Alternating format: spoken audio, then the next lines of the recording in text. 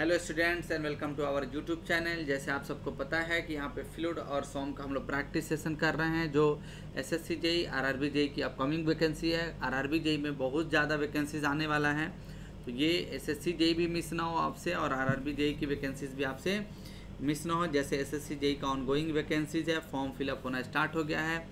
RRB JE का vacancies आने वाला है, लगभग 14,000 का वैकेंसी आएगा इसमें, जिसमें कम से कम सभी ब्रांच में 4,000 3,000 सीट रहेगा ही, जो कोर ब्रांच है। तो जैसे ये सारे क्वेश्चन है, हर जगह आपको काम आने वाला है। एक बार आपको अच्छे से प्रैक्टिस करना है कॉन्सेप्ट के साथ, हर जगह आप क्वेश्चन को सही से इस्तेमाल कर लेंगे। जैसे कि आप देख रहे हैं क्वेश्चन प्रैक्टिस सेशन है, और आप ये क्वेश्चन प्रैक्टिस सेशन किसका देख रहे हैं? फ्लूइड मैकेनिक्स का, जिसमें हमने 4 चैप्टर का क्वेश्चन अच्छे से प्रैक्टिस कर लिया है। आज का भी टॉपिक है आपका फ्लूइड काइनेमेटिक्स, लेकिन ये पार्ट 2 है, क्योंकि इसका एग्ज़ाम में वेटेज बहुत ज़्यादा है। चाहे वो जेई की बात करें या एई की बात करें या किसी भी बड़े एग्ज़ाम लेवल की बात कर लें जो बीटेक ईएस और गेट का एग्ज़ाम देते हैं, तो उनके लिए भी ये सारे सेशन यूज़फुल है। और ये फ्लूइड मैकेनिक्स का सेशन 8 है। तो आप चैनल को सब्सक्राइब करेंगे, लाइक करेंगे। जो नए व्यूवर्स हैं, सभी वीडियो देखना है, लाइक करना है और अपने दोस्तों तक इसे शेयर भी करना है, ताकि और भी लड़के इसका बेनिफिट उठा सकें। तो स्टार्ट करते हैं क्वेश्चन नंबर 1 से। जैसे कि क्वेश्चन नंबर 1 आप यहाँ देख रहे हैं, क्वेश्चन नंबर 1 क्या कह रहा है?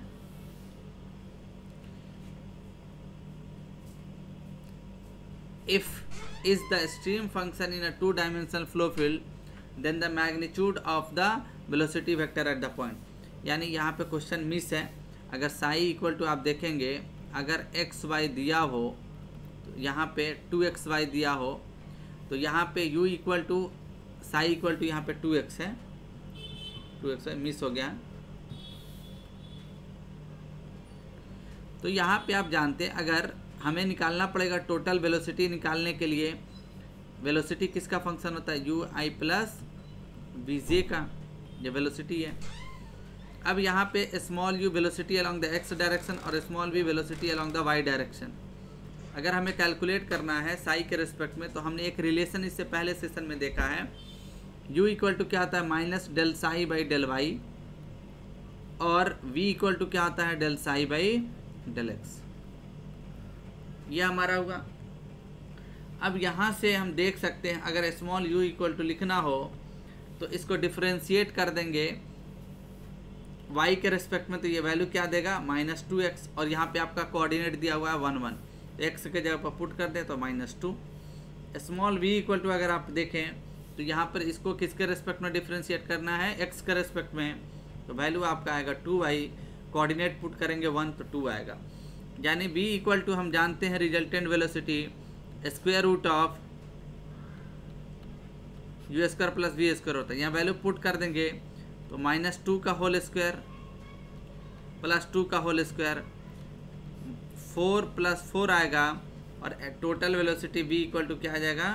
यहाँ पे 8 आ जाएगा स्क्वायर रूट, और 8 को आप क्या लिख सकते हैं? 2√2 यूनिट। यानी यहाँ पे रूट आएगा वैल्यू 2√2 वैल्यू आ जाएगा आपका। सही है। तो इस तरह से इक्वेशंस आपको याद रखना है, तो आसानी से किसी तरह के प्रॉब्लम को आप सॉल्व कर सकते हैं। अगला सवाल देखते हैं, question number 2। In uniform flow the velocity of the fluid particles are। Uniform flow की बात करें तो velocity of the fluid particles क्या होगा? आप we all know that in the case of uniform flow, आप जान लें,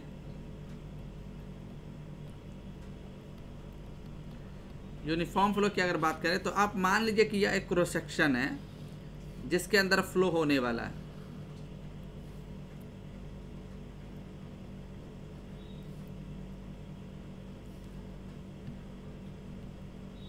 सेक्शन है, the flow occur along this direction, this is called direction of flow. आप मान लीजिए ये सेक्शन 1 है और ये आपका सेक्शन 2 है, और आप इसे मान लें डेल एस। डेल एस को क्या कहेंगे? Length along the direction of flow, length along the direction of flow कहेंगे। तो क्या कहता है कि अगर वेलोसिटी टोटल फंक्शन हो एक्स वाई जेड टी का,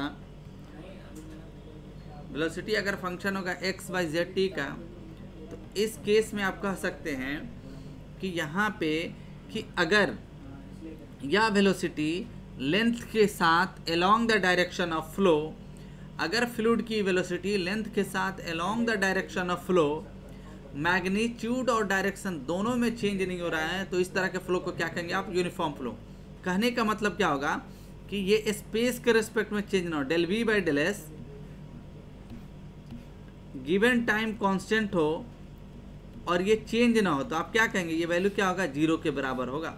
not change along the direction of flow, यानी कांस्टेंट वेलोसिटी हो, कांस्टेंट वेलोसिटी हो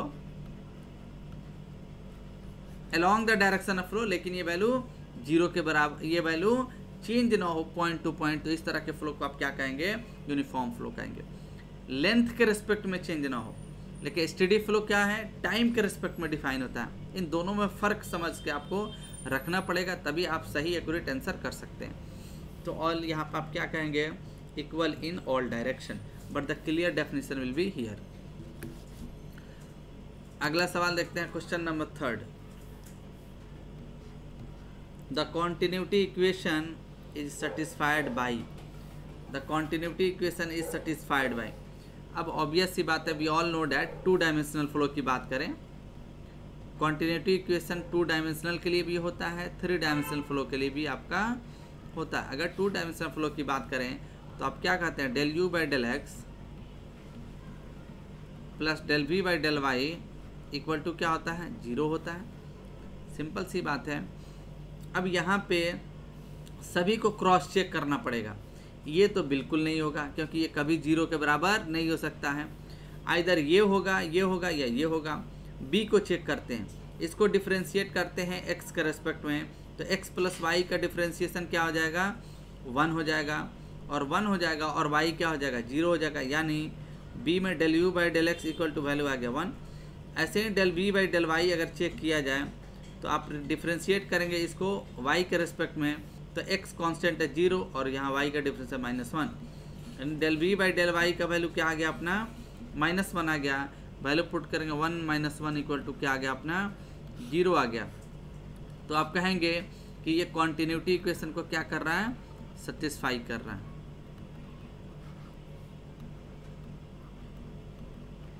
satisfied the continuity equation, simple सी बात है।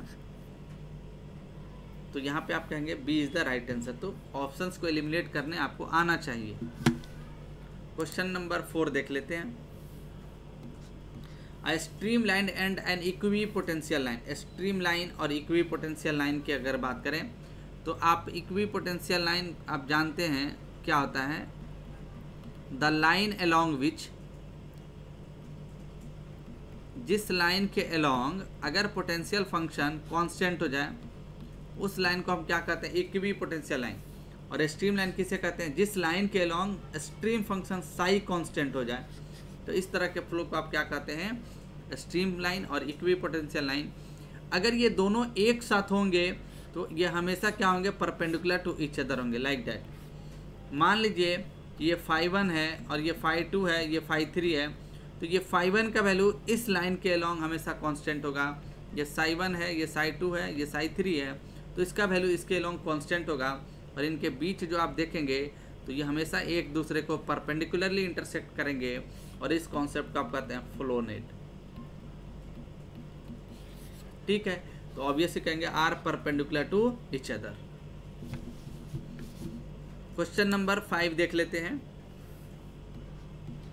Flow occurring in a pipeline when valve is being open. Obvious सी बात है, मान लीजिए कि टैप जो आप नल खोलते हैं तो वहाँ अगर फ्लो हो, नल जो आप खोलते हैं तो वहाँ से वाटर फ्लो होता है, तो नल बिहेव लाइक अ वॉल्व। ऐसे ही जैसे कहीं पे बड़े लार्ज सिस्टम में वाटर अगर फ्लो हो रहा है तो उसको रेगुलेट करने के लिए, या लिक्विड फ्लो हो रहा है जैसे ऑयल फ्लो हो रहा है, तो उसे रेगुलेट करने के लिए वॉल्व लगा दिया जाता है। अगर वॉल्व लगा देंगे तो हम फ्लो को according to the requirement control कर सकते हैं, डिस्चार्ज को हम कंट्रोल कर सकते हैं। तो अगर flow occurring in a pipe when valve is being open, अगर वॉल्व को ओपन कर दिया जाए सडनली तो इस केस में क्या होगा, the fluid velocity will be changes with respect to time, हर सेक्शन पे चेंज होगा। तो इस तरह के फ्लो को हम क्या कहते हैं, अनस्टेडी फ्लो। अगला क्वेश्चन नंबर 6 है,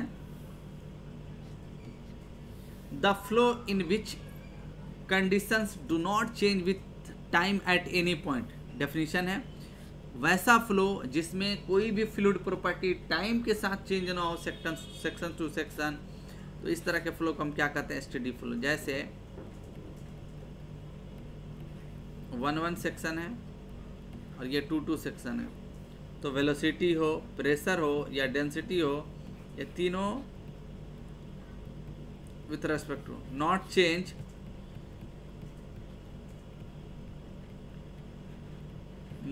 विथ रेस्पेक्ट टू टाइम। तो इस तरह के फ्लो को हम क्या कह सकते हैं, steady flow. C is the right answer. अगला क्वेश्चन नंबर 7 है, a practical example of steady non uniform flow is. Practical example जहाँ फ्लो स्टेडी हो और नॉन यूनिफॉर्म हो। जनरली फ्लो यूनिफॉर्म आपका नहीं होता, अगर यूनिफॉर्म फ्लो हो जाए तो इस केस में फ्लो की वेलोसिटी 0 हो जाएगा, तो फ्लो कभी भी पॉसिबल नहीं है। अगर क्वेश्चन ऐसे भी पूछा गया है जेई में कि generally flow occur which type of the flow to be generally occur, तो आप कहेंगे always non uniform flow occur in the general way और in the actual way. Simple सी बात है, कोई कंफ्यूजन नहीं होनी चाहिए क्वेश्चंस का आंसर करने में।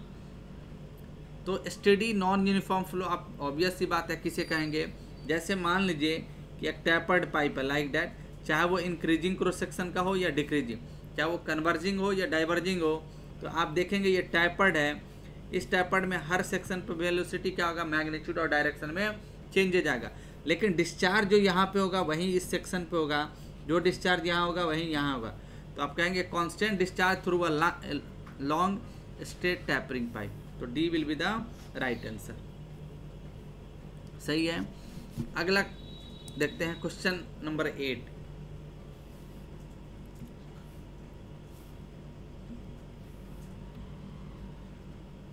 ये आपका इक्वेशन दिया हुआ है, the equation del u by del x दिया हुआ है, del u by del x plus del v by del y equal to 0 हो जाए, तो इस इक्वेशन को हम लोग क्या कहते हैं, 2 dimensional continuity equation.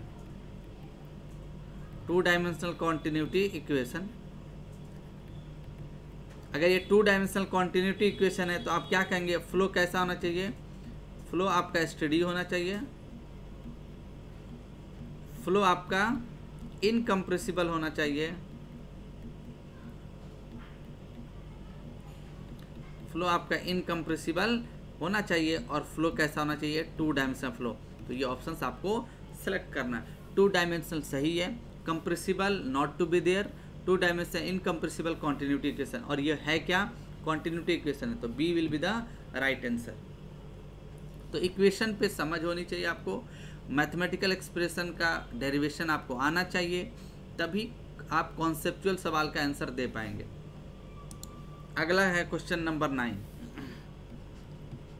If the flow field is steady the fluid particle will undergo only, यानी अगर स्टेडी कंडीशन हो तो फ्लूइड पार्टिकल में किस तरह का कंडीशन एग्जिस्ट करेगा। आप जानते हैं total acceleration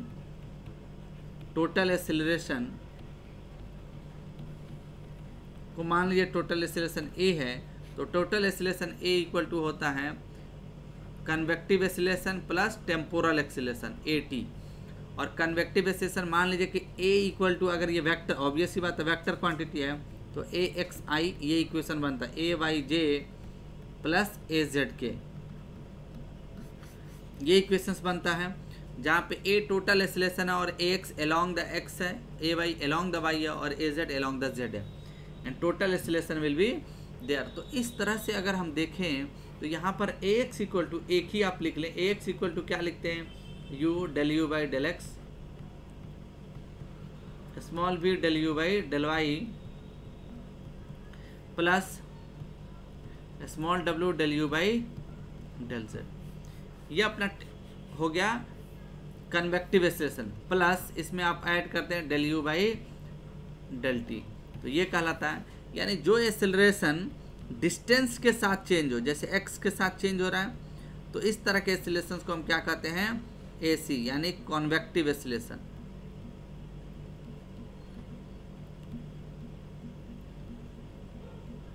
convective acceleration.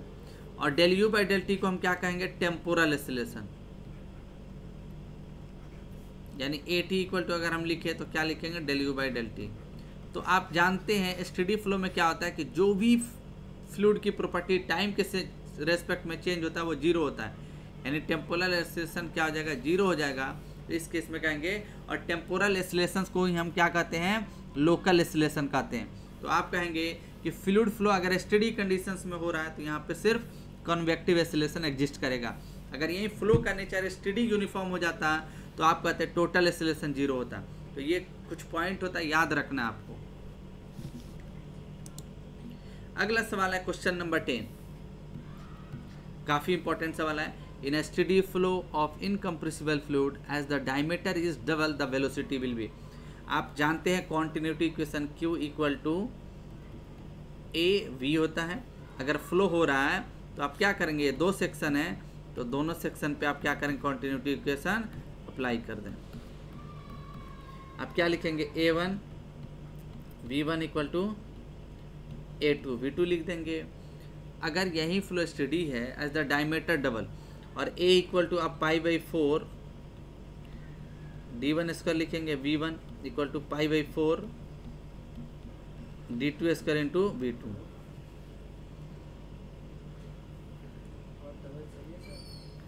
Pi by 4 क्या होगा, कैंसिल हो गया। क्या करें, फ्लूइड द डायमीटर डबल कर दिया जाए, यानी D1 स्क्वायर V1 है और डायमीटर डबल करने का मतलब 2D1 का होल स्क्वायर हो जाएगा। D1 कैंसिल हो गया तो आप V1 इक्वल टू क्या लिखेंगे, 4 V2 लिखेंगे। तो आप यहाँ से बोल सकते हैं कि आपका V1, तो यहाँ पे जो वेलोसिटी इंक्रीज कर रहा है तो आप यहाँ से कहेंगे कि इस केस में जो V2 होगा वो क्या हो रहा है, 1/4 V1 हो रहा है। यानी डायमीटर बढ़ेगा तो आप क्या कहेंगे, डिक्रीज बाई 4 फोल्ड, यानी 4 टाइम से डिक्रीज कर रहा है, 1/4 से डिक्रीज कर रहा है। और ऑब्वियस सी बात ये आप जानते हैं कि अगर क्रॉस सेक्शन बढ़ता है तो प्रेशर उसमें क्या होता है, बढ़ता है, और वेलोसिटी क्या होता है, घटता है। तो यहाँ पर ये मेंशन कर दिया कि अलोंग द डायरेक्शन आप देखेंगे तो इसका डायमीटर बढ़ रहा है, इसका मतलब वेलोसिटी पहले के रिस्पेक्ट में क्या हो जाएगा, कम हो जाएगा। अगला सवाल है आपका question number 11, the velocity component in x and y direction in term of stream function psi. Psi के रिस्पेक्ट में stream function, we all know that कि साई किसका फंक्शन होता है, एक्स वाई का फंक्शन होता है, और ये 2 डायमेंशन के लिए वैलिड है। और इस पर हमने देखा कि u इक्वल टू होता है माइनस डेल साई बाई। इससे पहले वाले सेशन में मैंने बताया था कि स्ट्रीम फंक्शन से कैसे वेलोसिटी कंपोनेंट आप डिराइव करते हैं, निकालते कैसे। तो del psi by del y होता है और v इक्वल टू होता है del psi by del x. इसी इक्वेशंस को आप कहते हैं कॉची रेमन इक्वेशन। क्या कहते हैं, Cauchy Riemann equation.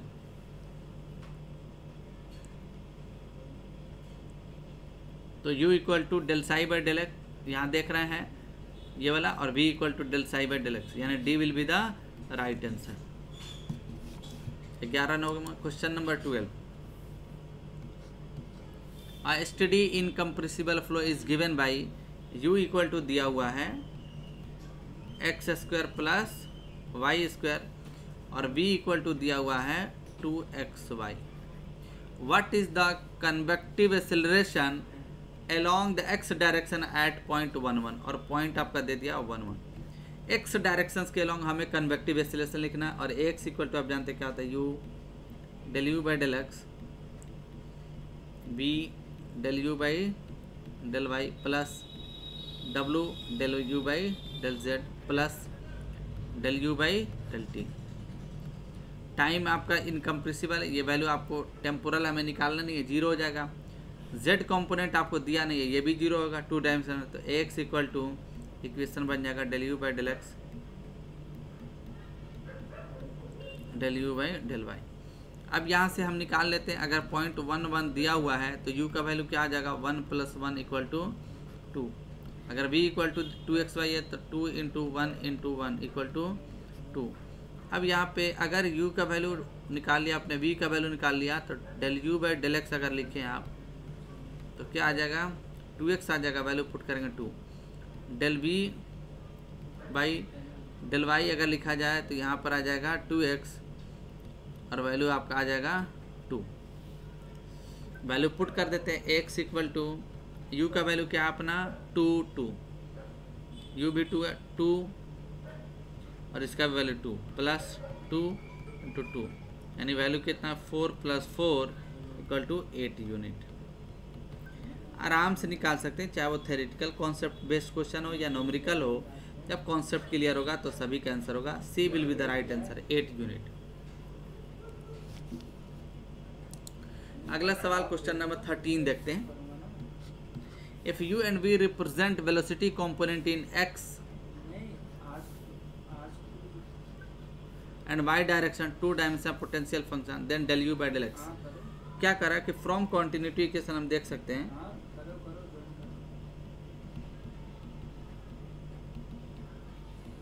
From continuity equation हम लिख सकते हैं del u by del x plus del v by del y equal to 0। अगर ये कॉन्टिन्यूटी इक्वेशन इनकम्प्रेसिबल 2 डायमेंशन के लिए है तो यहाँ से लिख सकते हैं del u by del x equal to minus del v by del y, यानी इस आंसर को आप कह सकते हैं D will be the right answer. 30 number question number 14 देखते हैं। पूरी कॉन्सेप्चुअल सवाल मैंने लिया, एक और सीरीज इस पे करेंगे ताकि और भी काइनेमेटिक्स से जितने भी रिलेटेड आपके डाउट्स हैं वो सॉल्व हो जाए। इस तरह के क्वालिटी कंटेंट बहुत कम जगह देखने के लिए मिलेगा आपको। सिर्फ लोग हलवा क्वेश्चन आपको पढ़ाने की कोशिश करता है, हमने पूरी बेसिक, मीडियम और एडवांस लेवल पे हम लोग डिस्कस करेंगे और अच्छे से बोलेंगे। For an irrotational flow the equation del square phi, इस इक्वेशंस को आप जानते हैं कि अगर continuity equation del you by del X लिखें plus del B by del Y equal to 0 होगा, ये क्या होगा 2 डायमेंशनल फ्लो के लिए होगा। अब आप जानते हैं पोटेंशियल फंक्शन के रेस्पेक्ट में u इक्वल टू होता है minus del phi by del x और स्मॉल v इक्वल टू होता है minus del phi by del Y. अगर इसमें आप वैल्यू पुट कर दें तो del by del x minus del phi by del x plus del by del y और माइनस इक्वल टू 0, तो माइनस माइनस कैंसिल, प्लस हो जाएगा del square phi by del x square plus, यानी potential function के respect में ये equation आपका निकल गया। तो इससे आप कहेंगे एसटीडी फ्लो के लिए वैलिड है, एसटीडी फ्लो होगा, इनकम्प्रेसिबल होगा, ये ई रोटेशनल फ्लो के लिए वैलिड है, तीनों के लिए वैलिड है। और इसे कहते हैं 2 डायमेंशनल वेलोसिटी पोटेंशियल फंक्शन के रेस्पेक्ट में लैप्लेस इक्वेशन।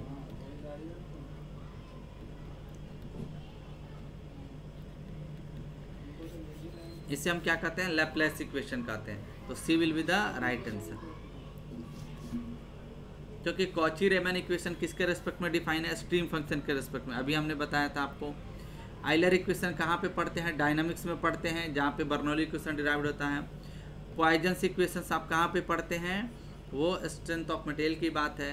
लैप्लेस इक्वेशन यहाँ पे इसका काइनेमेटिक्स एनालिसिस के बारे में पढ़ते हैं। तो this will be the right answer. Question number 15, type of flow in which the fluid particle will flowing along the stream line do not rotate about their on axis. अगर वो rotate नहीं करता है, जैसे मान लें कि अगर ये फ्लूइड पार्टिकल है, ये फ्लूइड लेयर्स हैं और इसमें आप फ्लूइड पार्टिकल को ट्रेस कर लें लाइक दैट। अगर आप यहाँ पे देखेंगे, मान लीजिए समझने के लिए ये इसका सिचुएशन है, along the direction of flow, अगर यहाँ पे ये अपने मास सेंटर के अबाउट रोटेट नहीं कर रहा तो ये सेम सिचुएशन में ट्रेस होगा। तो इस तरह के फ्लो को आप कहते हैं irrotational flow.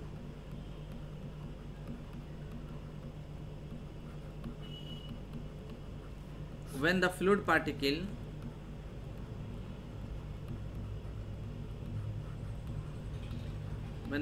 particle do not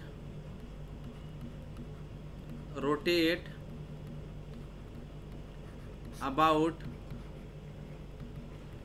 there mass centre, कि अगर वो अपने मास सेंटर के अबाउट रोटेट नहीं कर रहा है तो इस तरह के फ्लो को हम क्या कहेंगे, इरोटेशनल फ्लो कहते हैं। अगर along the direction of flow ये अपने मास सेंटर के अबाउट रोटेट कर जाए तो इस तरह का फ्लो को हम क्या कहते हैं, रोटेशनल फ्लो। तो आप कहेंगे B will be the right answer, irrotational flow. Question number 16, velocity potential function phi. ये जानते हैं कि ये स्केलर फंक्शन होता है, स्केलर फंक्शन होता है जो 2D और 3 डायमेंशनल दोनों के लिए वैलिड होता है। ये क्या कहता है, किसी डायरेक्शन में अगर इसे डिफ्रेंशिएट कर दें निगेटिव साइन के साथ तो वो उस डायरेक्शन के वेलोसिटी को रिप्रेजेंट करता है, जैसे हमने पढ़ा है। और अभी आपने देखा कॉन्टिन्यूटी इक्वेशन को भी हम इसके रेस्पेक्ट में डिफाइन कर सकते हैं। इसके रेस्पेक्ट में del square phi by del x square, phi by y square 0 आ गया, तो इसे लैप्लास इक्वेशन कहते हैं। तो velocity potential function only exist for irrotational flow, ये याद रखना। Exist for rotational as well as irrotational, ये सिर्फ किसके लिए होता है, इरोटेशनल के लिए। क्योंकि आप जानते हो ओमेगा जेड इक्वल टू क्या होता है, 1/2 del v by del x minus del you by del Y. अगर यहाँ वैल्यू पुट करेंगे तो 1/2 del v by del x क्या आएगा, del square phi by del x del, और ये माइनस होगा और ये प्लस आ जाएगा, del square phi by del x del y. तो ये वैल्यू आपका 0 हो जाएगा। तो ये किसके लिए होता है, ओनली फॉर इरोटेशनल फ्लो। तो वेलोसिटी पोटेंशियल फंक्शन सिर्फ एग्जिस्ट करता है इरोटेशनल फ्लो के लिए, जबकि स्ट्रीम फंक्शन दोनों के लिए एग्जिस्ट करता है, रोटेशनल एंड इरोटेशनल। याद रखना, phi only for irrotational, psi दोनों रोटेशनल एंड इरोटेशनल। तो आई होप आपको ये वीडियो काफ़ी पसंद आएगा और काफ़ी कॉन्सेप्चुअल सवाल है। आप हमारे चैनल पे बने रहें और फिर अगला सेशन इस पे फ्लूइड काइनेमेटिक्स का पार्ट 3 हम लोग करेंगे। तब तक के लिए थैंक यू फॉर वाचिंग। जो भी स्टूडेंट नए सब्सक्राइबर हैं वो वीडियो को देखें, लाइक करें और अपने दोस्तों तक पहुँचाएं ताकि क्वालिटी कॉन्टेंट उसे मिल सके। स्वस्थ रहिए, ऑनेस्टी लेवल पर मेहनत कीजिए और पेरेंट्स का रिस्पेक्ट करते रहिए। फिर मिलते हैं अगले सेशन में, तब तक के लिए थैंक यू।